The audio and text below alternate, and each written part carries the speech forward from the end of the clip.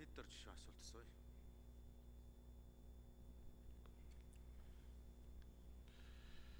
За өдрөөс бүлгийн урал дээр асуусан. За энэ 14 мега төслийн нэлээд дээгүүр ирэмблэгдэж байх ёстой усны төсөл байгаа. Тэгээ хэрлэн тоонд орхон анги гээд тэгээ монголчуудад Монголын үйлдвэрүүд газрын гүний усыг одоо хэмнэх цаг нь болсон.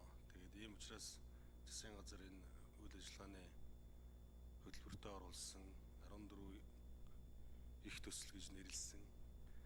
За энэ төслийг одоо та үргэлжлүүлэх үү? Энийг одоо номер 2-т эхлүүлэх ямар боломж байна вэ? Говийн бүсийн ард түмэн бол одоо энийг л хүлээж байгаа. За дээрэс нь орхон онг цагаан бургастай гэж шинэ төслийг эхлүүлсэн байгаа. Энэ дээр санамж очиг бүх зүйлийг энэ хоёр бүсийн гишүүд байгаль орчны яам санаачлаад одон туяа сайд хийсэн байгаа. Энэ дээр та анхаарлаа хандуулж байгаль орчин уур амьсгалын өөрчлөлтийн яам бол энэ төслөл одоо арай хурдан эхэлж иж болохоор юм байна гэж судлаад ингэж шийдсэн баг. Тэгээд энэ хоёр дээрээ та нэг хариулт өгөөч. За дараагийнх нь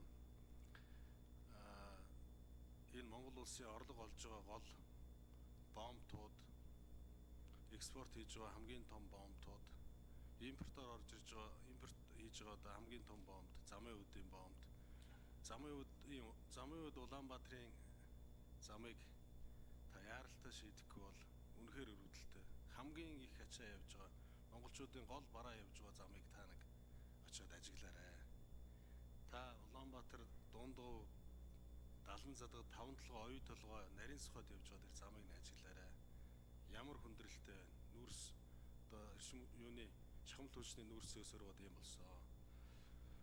Та гашуун сохотын бомбтыг 10 гаруй мянган хүн амьдарч байгаа. Тэнд одоо нэг ч эмнэлэг байхгүй гэдгийг танд хэлье. Тэнд эмнэлэг одоо үеийн төсвүүдээр ерөөсөө суудаггүй. Тэгээд эдгээр асуудлууд дээр та анхаарлаа хандуулаач. Энэ дээр бас нэг өөрийнхөө санаа бодлыг хэлээч. За тэгээд иргэдтэй аймагуудын иргэдтэй яаралтай уулзаач. Сайдуудаа энэ аймагуудаар явуулж ард иргэдтэй уулзалт зохион байгуулах уу гэсэн ийм асуултууд байна. За хариулт өгье. Нэр дэвшигч. Эренчин Бямбагийн Сэдвэр жигшүүний асуултанд хариулъя. 14 мега төсөл дотор говийн бүс рүү гадаргын ус татах хэрлэн тоон орхон анги төсөл засгийн газраас хэрэгжүүлэх юм 14 төслийн одоо тэргүй ээлжинд багтсан. За орхон анги төслийн дэд төсөл болох онг цагаан бургастай усан зохицуулбарын нээлт төрийн ордонд болсон. За энэ хоёр том төсөл нийлээд нэг 4.5 их найдын төсөв төртөгтэй юм билээ. За энэ дотроо Тээ зүгнийх 7.6 тэрбум төгрөг баха.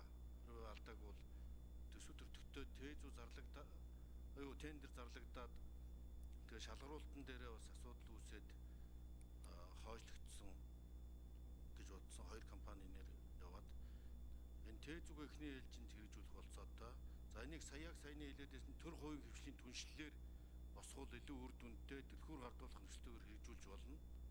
Ер нь 6 дугаар сарда багтаагаад энэ төслийг яаралтай эхлүүлэх шалгаруулалтын зарлагдаж хэрэгжих болцоотой. За хэрлэн тоон төслийн хувьд бол арай хэрэгжих болоогүй, тээзүн чигдээгүй, дотоодын ойлголцол санхүүжилтийг хэрхэн шийдэх асуудал нь тодорхойгүй байгаа юм билээ.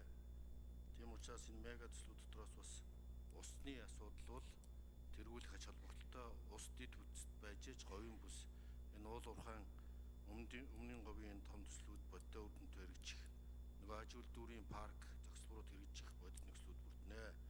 За ер нь алт төслийн хувьд бол харьцангуй алт хөтөлбөр зарлаад байгаа бол үрдэн 3.4 тонн алт Монгол банкнд тушаагдсан бол харьцангуй чамлалтай үзүүлэлт манай валютын нөөцөд чухал үүрэг гүйцэтгэх ёстой алтны холболт бол харьцангуй сул байна. Оргил үедээ манайхны 21 тонн алт Монгол банкнд тушааж ирсэн.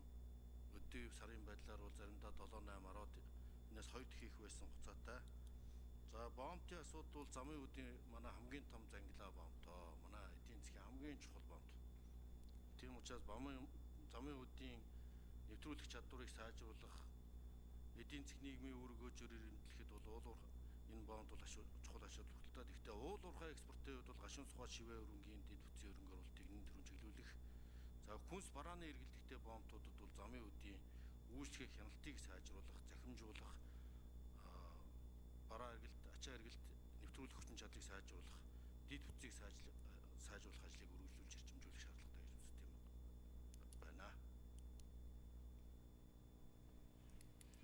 За сэдвэр жишээ нь тодруулжсоё.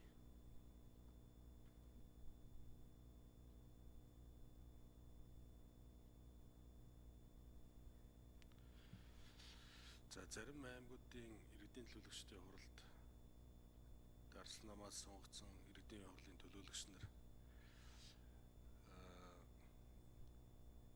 тооны хувьд одоо хурлын хувьд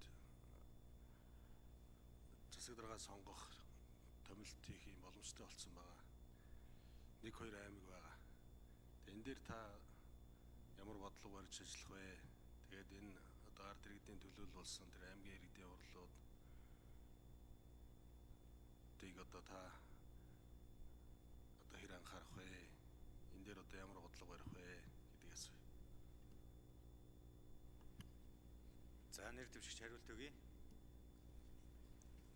Заавчлын энэ асуудлыг яг сайн сонссонгүй танд дараа чичуулзаад маргаашийн уралдаан дээр дэлгэнгүй хариулт